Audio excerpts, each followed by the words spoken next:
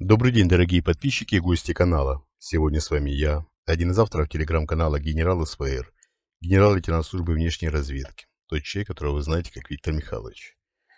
Сегодня у нас суббота, 18 мая, и сегодня мы проводим с вами промежуточный выпуск. Сразу хочу напомнить, что в комментариях к этому ролику вы можете оставить свои вопросы, на которые я отвечу уже завтра утром, в воскресенье. Еще раз напоминаю, что в комментариях к этому ролику вы можете оставить свои вопросы. Перед тем, как формулировать вопрос, пишите слово «вопрос» или ставьте знак вопроса. Я буду знать, что в комментариях не только хорошие, добрые слова, которые вы обычно оставляете, пожелания, ну и вопрос. На самый популярный из этих вопросов, из этих комментариев, вернее, с вопросами по рейтингам YouTube, я отвечу уже завтра. Также хочу вам напомнить, что у нас существует Patreon, в котором я отвечаю более 2 часов каждую неделю.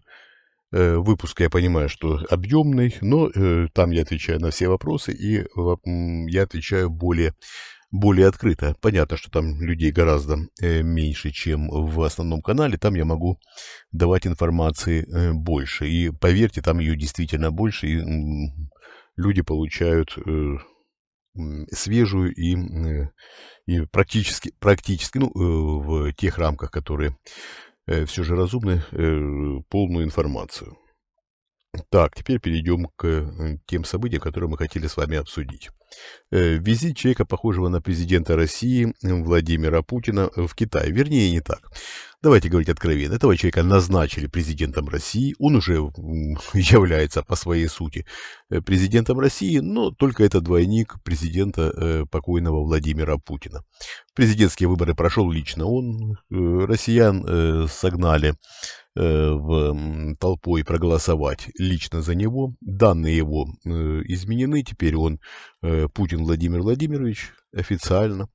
Эти документы были ему выданы. Мы раскроем полностью всю подноготную нынешних событий, в том числе и перипетий с изменением имени и так далее, в очень-очень скором будущем. Режим трещит по швам. Крах режима неминуем. И я вам скажу, что наши уважаемые зрители и слушатели, несомненно, доживут до того времени, извините, пока, когда режим рухнет и все тайное станет явным. Так, теперь многие задаются вопросом, почему двойника принимают в Китае. Двойника уже принимал Си Цзиньпинь, уже его рассматривал еще относительно недавно, то есть еще, если мне память не изменяет, да, осенью прошлого года. И вполне себе остался доволен этим человеком. Теперь этого человека назначили президентом. Ничего зазорного в том, чтобы встретиться с этим человеком, он не видел. Тем более он понимает, что это примерно та же ситуация, как и с Мишустиным. Почему китайское руководство настаивало на том, чтобы Мишустин оставался премьер-министром? Ну вот Си Цзиньпинь с ним поговорил, он уверовал в то, что этот человек будет представлять китайские интересы. Он уверен, что по сути, по закону, премьер-министр Михаил Мишустин будет вторым человеком в стране, и все понимают, что мало ли что может случиться с человеком, похожим на Владимира Путина. Жизнь она такая, особенно в России, очень сложная, и тромбы бывает отрываются, и многие другие вещи происходят, и тогда по закону все переходит Михаилу Мишустину. А Михаил Мишустин — это человек, которого пролоббировали китайцы, и он будет, значит, соответственно, благосклонно проводить ту политику, которую будут навязывать им китайские товарищи.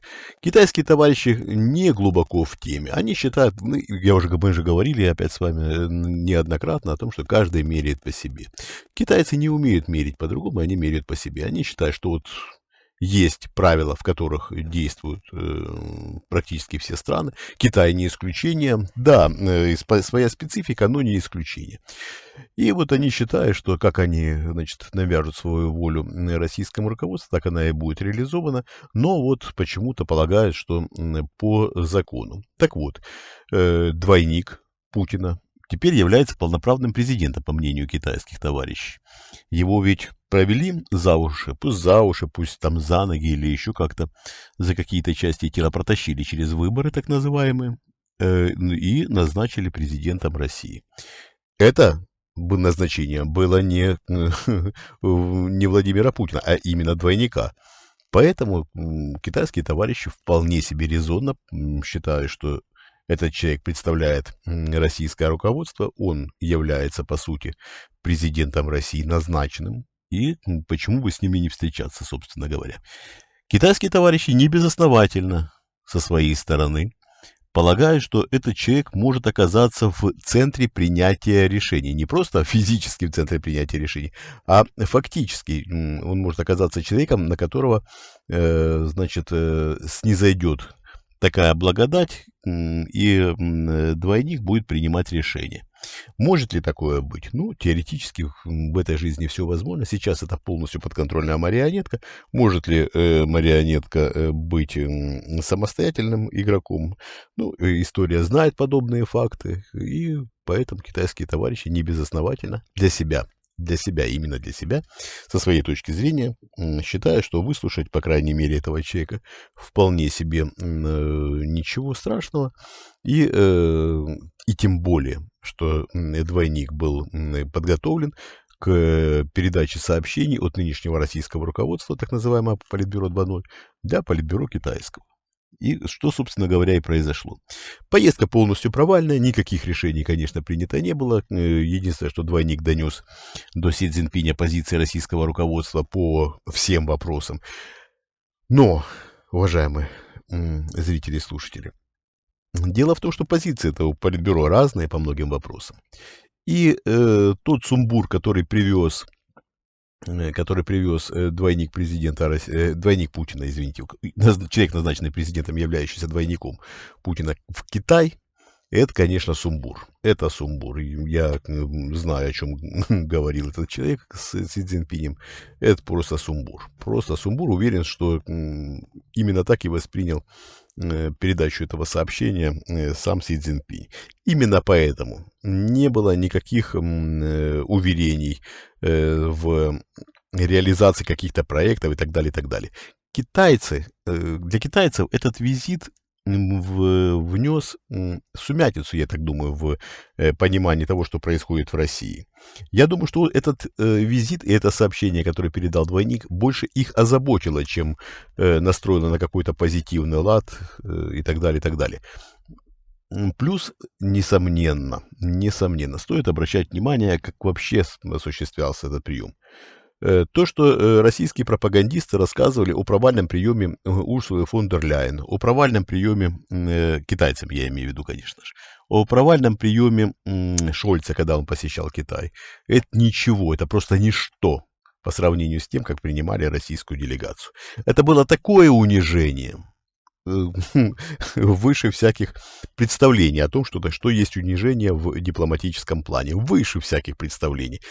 И когда Шойгу, секретаря Совета Безопасности, бывшего министра обороны, совсем недавно бывшего министра обороны, оставляют за дверью и говорят: мы не понимаем, кто вы, товарищ Шут Гороховый, но просто не понимаем. Если вы из какого-то цирка, то будьте любезны, вернитесь и продолжайте свое представление у себя в цирке. Стоило неимоверных усилий на протяжении 10 минут с привлечением членов делегации, с привлечением китайского руководства, которые, безусловно, были в курсе всех событий, это все было сделано специально, я на этом настаиваю. Шойгу унизили специально, российскую делегацию унижали специально. Потом, конечно, пустили Шойгу, и непонятная ситуация была улажена. Более того, российскую делегацию разделили на такие интересные группы, у которых был ограниченный доступ в разные помещения. Я вам скажу более того, одной из групп был запрещен, был недопуск в даже туалетные комнаты. Приходилось ребятам терпеть и девчатам, все практически в почтенном возрасте, но приходилось терпеть, и, ситуация, конечно, просто, как говорит одна моя знакомая, я временами повторяю это жаргонное словечко, просто трэш. Такого падения не ожидал, честно говоря, даже я в этой ситуации. Я думал, что китайцы все-таки изобразят какое-то более-менее дружеское отношение. Более-менее я понимал, конечно, что ничего экстраординарного не будет, никаких обниманий, поцелуев, взаимной любви не будет. Но чтобы так относились, так нарочито унизительно по отношению, унижающе, вернее, по отношению к российскому руководству, ну, это, конечно, показатель выше всяких обсуждений. Более подробно визит человека, похожего на Путина, и делегации от российского руководства в Китай мы обсудим уже с Сергеем Жирновым в итогах недели, буквально завтра. Всем советую просматривать внимательные ответы на вопросы и наши выпуски аналитические с Сергеем Жирновым, а также оставлять свои вопросы в комментариях к этому ролику. Оставляйте вопросы, и я отвечу на них завтра. Обязательно переходите по ссылочке в описании к этому ролику на Patreon.